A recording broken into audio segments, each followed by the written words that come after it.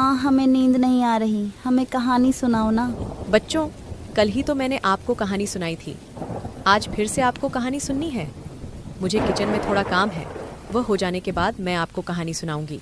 नहीं मम्मी, हमें अभी कहानी सुननी है। पहले आप हमें कहानी सुनाओ। बच्चों के जिद के आगे टुनी की एक न चली। अच्छा ठीक है बाबा, बताओ आपको कौन सी कहानी सुननी है।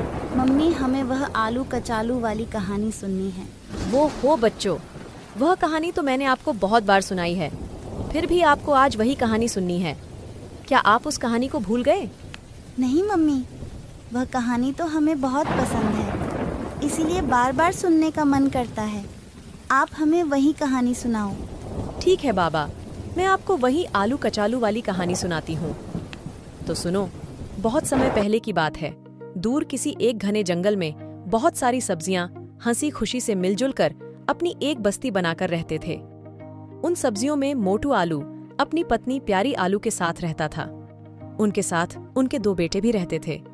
एक का नाम था आलू और दूसरे का नाम था कचालू। दोनों बहुत ही होशियार थे। कभी भी कोई मुसीबत में फंस जाता तो वह उनकी मदद जरूर करते। माँ, हम खेलने के लिए बाहर जा रहे हैं। ठीक है बच्चों, ज्यादा दूर मत जाना, यही पास में ही खेलना। आलू और कचालू खेलने के लिए बाहर आ जाते हैं। तभी उन्हें एक तितली उनके सामने से उड़ती हुई जाती दिखाई देती है। वह देखो, कितनी प्यारी तितली है, बहुत प्यारी है। चलो उसे पकड़ते हैं। हाँ हाँ, चलो चलो।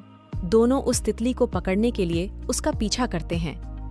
पीछा करते करते वह अपने घर और बस्ती से बहुत दूर आ गए। पीछा करने के बाद भी उनके हाथ तितली नहीं आती और वह दोनों थक जाते हैं और रुक जाते हैं।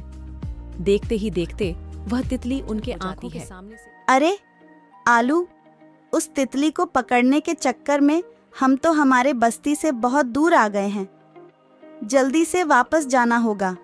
माँ ने कहा था घर के पास ही खेलना।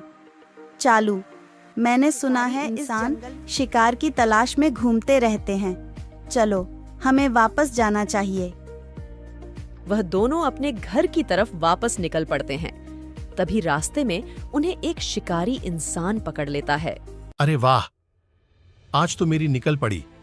मैंने सुना था इस जंगल में सब्जियों की एक बस्ती है, लेकिन कहाँ है यह नहीं पता था। आज इन दोनों को देखकर मुझे यकीन हो गया। इन्हें बेचकर मैं अच्छा खासा मुनाफा कमाऊंगा। बचाओ, हमें कोई बचाओ, इस शिकारी से बचाओ। शिकारी जाल में पकड़कर ले जाते रहता है। उन दोनों तभी एक चिड़िया अनाज लेकर वहां से गुजर रही थी। वह उस शिकारी को देख लेती है और उस शिकारी के सिर पर अपनी चोंच से वार करती है। शिकारी के हाथ से पोटली नीचे गिर जाती है। आलू और कचालू पोतली से बाहर आते हैं और भाग जाते हैं। वह दोनों झाड़ी में चले जाते हैं। चिड़िया भी वहां से भाग जाती है और इस तरह से आलू और कचालू शिकारी के जाल से छूट जाते हैं। काश आलू कचालू सच में होते, मुझे उनसे मिलकर खुशी होती। अरे बच्चों, ये कहानी तो मेरी अपनी बनाई हुई है। आलू और कचालू तो काल्पनिक है। चलो बच्चों, अब सो जाओ, कल सुबह जल्दी उठकर स्कूल भी जाना है। गुड नाइट बेटा। Good night mummy. तभी कालू टोनी चिड़िया के घर के पास आता है और घर का दरवाजा खटखटाता है। क्या हुआ कालू भैया, कैसे आना हुआ? अभी थोड़ी देर पहले ही मीनू मौसी मेरे घर आई थी। वह दूसरे जंगल गई थी। उन्हें वहां पर सूचना पंछियों ने कहा कि आने वाले 1-2 दिनों में बहुत बड़ा तूफान हमारे जंगल की तरफ आ रहा है। उसके साथ तेज बारिश भी होने वाली है।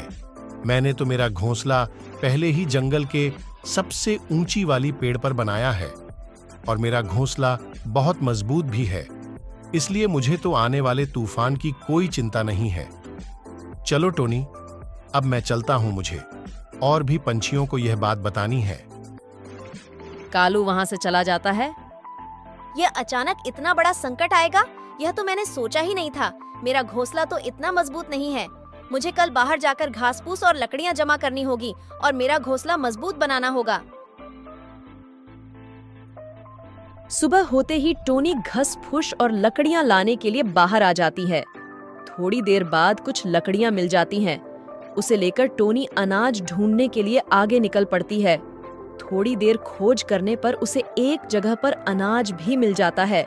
टोनी उस अनाज को लेकर अपनी घर की तरफ निकल पड़ती है। आते आते उसे शाम हो जाती है। टोनी घास को लेकर आती है और अपना घोंसला पक्का करने लग जाती है। बच्चे भी स्कूल से आ जाते हैं और अपनी माँ के साथ घर पक्का करने में लग जाते हैं। जैसी तैसी उनके घर थोड़ा बहुत पक्का हो जाता है। तभी वहां पर मीनू मौसी आ जाती है। अरे टोनी, तुम क्या कर रही हो? तुम अपनी घोंसले की मरम्मत अभी क्यों कर रही हो?